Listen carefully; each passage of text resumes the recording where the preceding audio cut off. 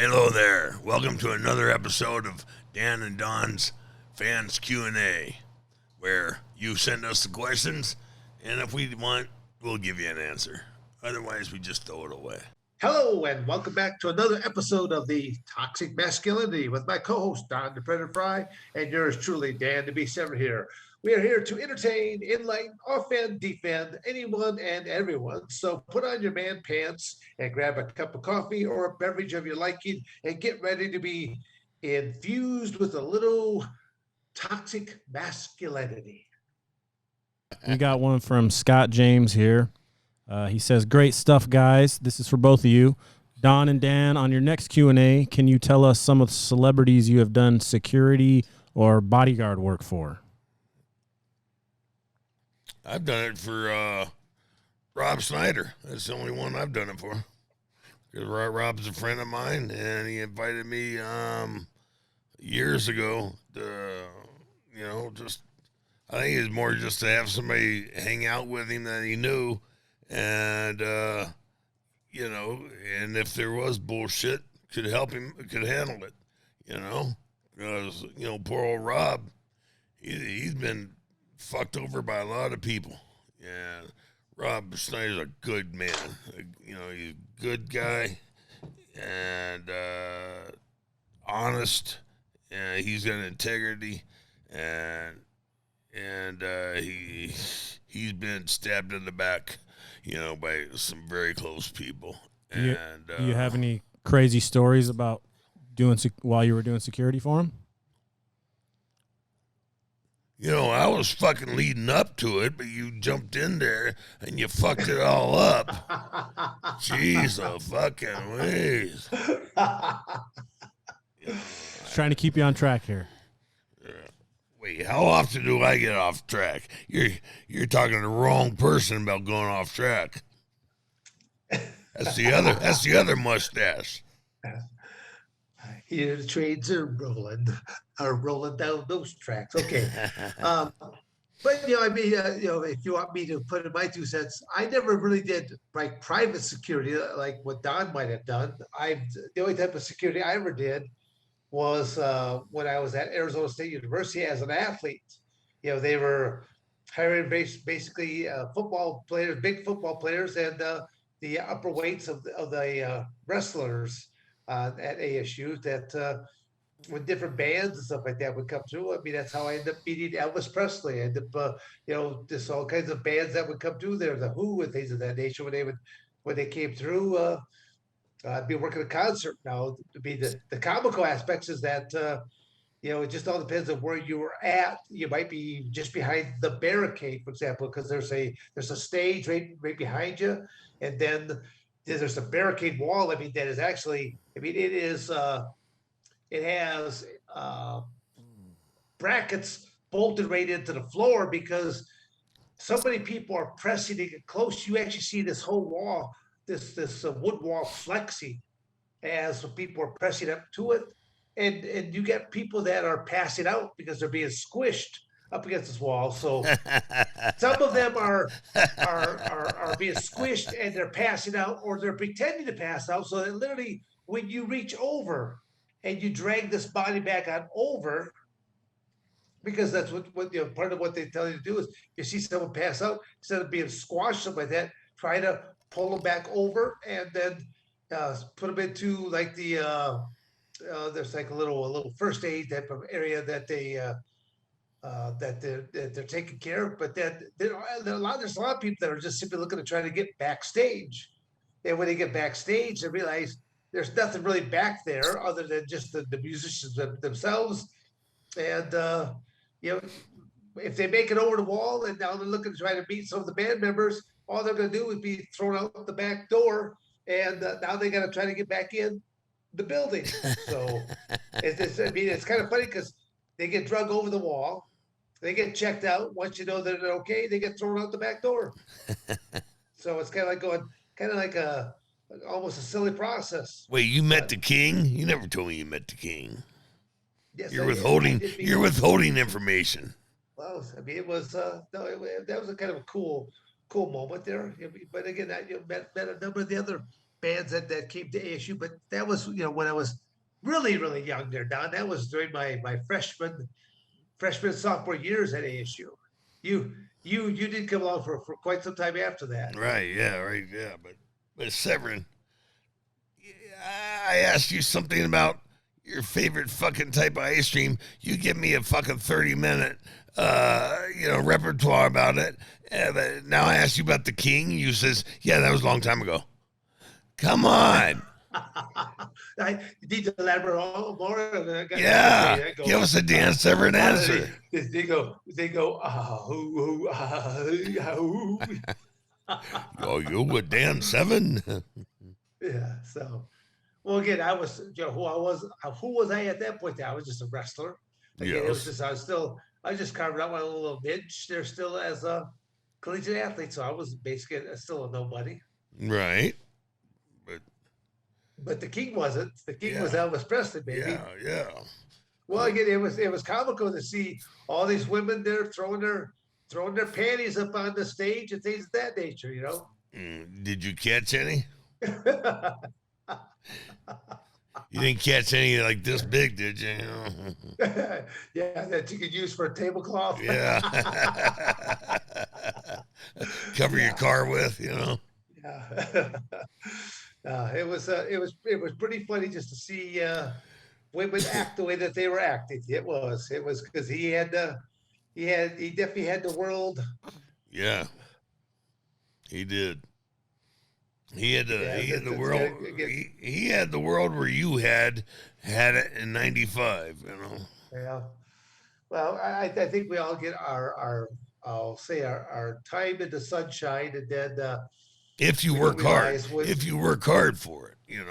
Otherwise, you can sit on your ass and bitch and complain, and you'll never get in the sunshine, and you don't deserve it. No, you're right there, Don. A lot of it does come down to attitude, and there's some people that you don't even like to be around because they're so negative about Yeah, things. right. So I like to be around positive-minded type of individuals, and I don't want to. I mean, there's also a reality element that you have to look at there as well. It's kind of like we talked about the stem cells. The stem cells are all about. Are we doing it to jump back into competition? No, we're not really looking for competition. At least I'm not looking for terms for competition. I'm looking for just quality of life. Right. Just to be able to do things without pain. Get out You know. bed in the morning. Yeah. So that's all I'm looking at that aspect. So I know we kind of digressed. It went off of what kind of famous celebrities and what and doing any kind of like security work for them. I mean, my security stuff was all just based upon I was an Arizona State athlete, and I met some cool people, but at half the time, I mean, the bands they were kind of keeping to themselves and doing their deal, and every now and then you'd meet somebody cool, So that was about the extent of it. And back to Don. So since I so rudely interrupted you, you're not going to tell us that Rob Schneider story? No, you don't deserve it. No. What about the fans? Don't they deserve it? No. Oh, okay. You're representing the fans, and you fucked it up for them. So, if you people are upset, send your hate mail to Brandon. Well, moving on then. And make it in picture format because he's not really good at reading. Oh my gosh. Next question for both of you guys. This is from Barrett Gibbett. He would like to know if you would have Royce Gracie on the show.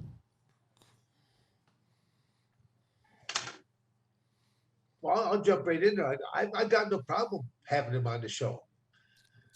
Yeah, I don't think we can afford him. Well, at the same token, do they do anything for free? I'll just put it like that. I have no problem putting him on the show. He actually might have a problem because he might be a little bit intimidated by the likes of Don Frye and myself. Well, looking at that evil smile of your, I understand that. Well, again, because I mean, we'll speak rather candidly about some things, and I mean, he may, as they say, he may not like the heat inside the kitchen. But see, I'm smiling there, Don, because and the truth shall Set you set you free. free. That's why I'm smiling. So I got another question for the both of you. And this is from CyberGun01. He would love to hear Dan and Don's thoughts on modern arm wrestling. Seems to be a growing sport. I didn't know that. I didn't Well, either. I mean, arm wrestling has always been kind of like that barroom type of sporting event. But I Proof do know of a few different strongman people in the that water. actually have they've set up various types of competition. I'll just say something that I say I'm going to digress and head off into a different tangent here already. No way. Is this open palm slapping of the face competition Yeah. where you stand there and you pop each other. It's like you know, I don't know who came up with that one. I can understand the arm wrestling one a little bit more because being in bars, they start to drink and they start to be boastful, talking stuff like this. Now they want to they're shaking hands and trying to squeeze each other's hand, trying to drop to their knees. At least the men who still shake hands, stuff like that. You got you got a few other these people that are trying to pass off as being whatever what you would call or something like that. They might want to grab your couple fingers and just shake them or something like that. But arm wrestling. I've met a couple different people that have been involved in arm wrestling, and there's a lot of technique and tactic to that as well, and how you leverage your whole body into that into winning the competition. When you see people break a wrist, I mean that's pretty ugly when you see that happen. So I'll tell you what, I've worked a lot of matches with Scott Norton, and I would not want to be bitch slapped by a Scott, man. I'll tell you. That guy is just a mountain of a man and, just ox strong, and one of the best guys on the planet, too. Got a big heart and he's a really great guy. yeah, Scott Norton. that's one thing that I think a lot of fans don't ever really realize that some of these guys. I mean, they take on a certain role, but they really never know the individual. They just simply they come to learn only about the character that they portray. The gimmick, yeah. Yep, yep, yep. Well, I use terms like role because I think they'll understand it as from a movie term. Whereas if you're inside the industry, what is your gimmick and that you know some people may not quite understand what we're talking about. Right, So, right. all part of the educational process. I don't know. I think we answered that one. So, do we have another question? Yep, we do. This one's from Zednik Pilk. He says it's a super channel. Thanks to you two legends for this. And he wants to know if you'd ever invite someone from the American strongman scene like Brian Shaw, Robert Oberst, or Travis Ortmayer. Sure. Come on. No, we want people from all kinds of walks of whether they be competitors or whether they be just good people. I mean, it's we want to interview good Americans. I mean, that's where I don't want people to think that just because Don Frye and I have been involved in sport of amateur wrestling or professional wrestling or the cage fighting that we only want to talk to people from either movie industry or from cage fighting industry. And we want to know that other types of interesting type of aspects. I mean, it's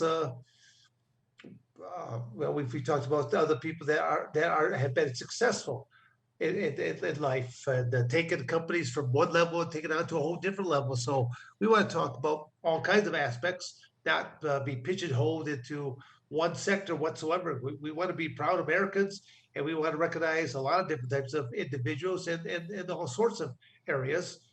But I think the theme that you're gonna try to see out of us that our agenda is we're pushing America. Right. America first. Right. Absolutely. Absolutely. Another great man came up with that. Thank you for watching another episode of Dan and Don's Fans Q&A. You better like, subscribe, and share, or I'm going to come to your house.